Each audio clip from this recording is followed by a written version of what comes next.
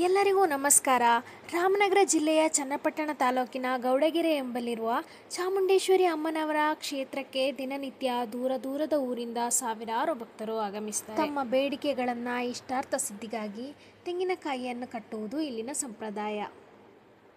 ಹರಕೆಯ ರೂಪದಲ್ಲಿ ಕಟ್ಟಿದ ತೆಂಗಿನಕಾಯಿಯಿಂದ ತಮ್ಮ ಸಂಕಷ್ಟಗಳು ದೂರವಾಗುತ್ತದೆ ಎಂದು ಭಕ್ತರ ನಂಬಿಕೆ. ಕರ್ನಾಟಕದ ಜನತೆಗೆ ಚಾಮುಂಡೇಶ್ವರಿ ತಾಯಿ ಅಂದರೆ ಎಲ್ಲಿಲ್ಲದ ಪ್ರೀತಿ.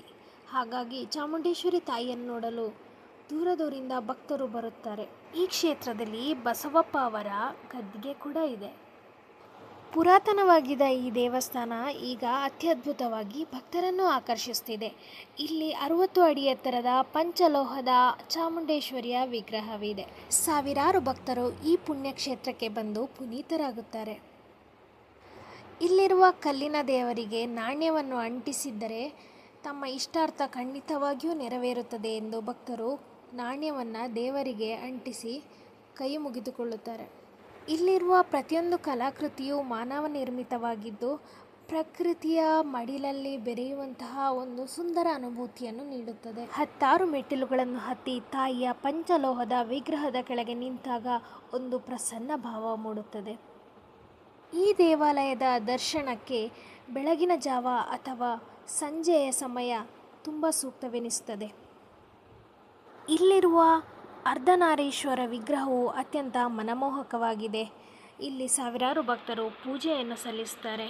ಹಾಗೆ ಇಷ್ಟಾರ್ಥ ನೆರವೇರಲು ಉಪ್ಪನ್ನು ಕೂಡ ಹರಕೆಯ ರೂಪದಲ್ಲಿ ಇಲ್ಲಿ ಸುರಿಯುತ್ತಾರೆ. ಇನ್ನೊಂದು ವಿಶಿಷ್ಟ ಸಂಗತಿ ಎಂದರೆ ದೇವರ ದರ್ಶನಕ್ಕೆ ಬಂದಂತಹ ವಿವಿಧ ಭಾಗದ ಜನರಿಗೆ ಕರ್ನಾಟಕ ರಾಜ್ಯದ ಸಂಸ್ಕೃತಿ, ಪರಂಪರೆ ಮತ್ತು ಆಚಾರ ವಿಚಾರಗಳು, ಜನಜೀವನವನ್ನು ಪರಿಚಯಿಸುವ ನಿಟ್ಟಿನಲ್ಲಿ ವಿಭಿನ್ನ ರೀತಿಯ ವಸ್ತು ಪ್ರದರ್ಶನವನ್ನು ಪಂಚಲೋಹದ ವಿಗ್ರಹದ ಕೆಳಭಾಗದಲ್ಲಿ ಆಯೋಜಿಸಿದ್ದಾರೆ. 50 ರೂಪಾಯಿಯ ಟಿಕೆಟ್ ಇರುವ ಈ ಒಂದು ವಸ್ತು ಪ್ರದರ್ಶನವು ವರ್ತ್ ಎನಿಸುತ್ತದೆ.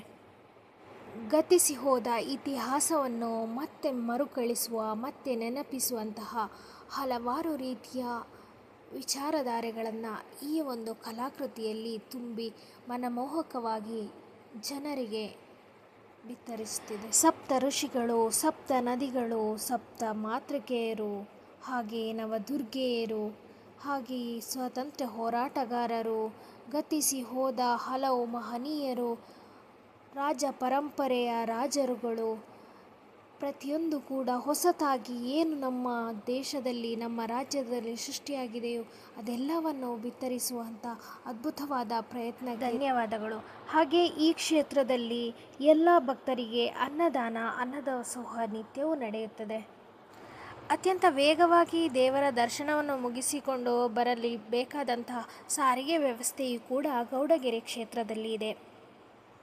ಎಲ್ಲರಿಗೂ ತಾಯಿ ಒಳ್ಳೆಯದು ಮಾಡಲಿ. ಧನ್ಯವಾದಗಳು.